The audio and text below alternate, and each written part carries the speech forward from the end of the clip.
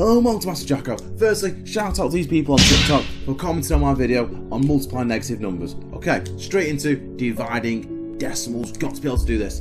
So, using a bus stop, it's nice and easy, okay? Remember, the decimal point doesn't move. Easiest thing is to put it already there. So, how many 4s into 2? We should know we cannot do that. We carried the 2 over. How many 4s into 26? That is 6.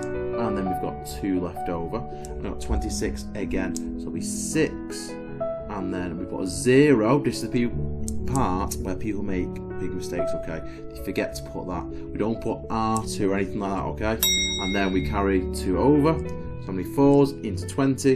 And that is 5. So the answer to 26.6 divided by 4 is 6.65. Right, B. Okay, so how many 2s into 6 is 3.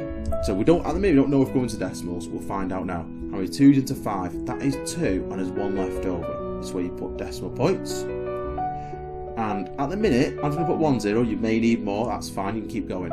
And there's 1 left over. How many 2s into 10? That is 5.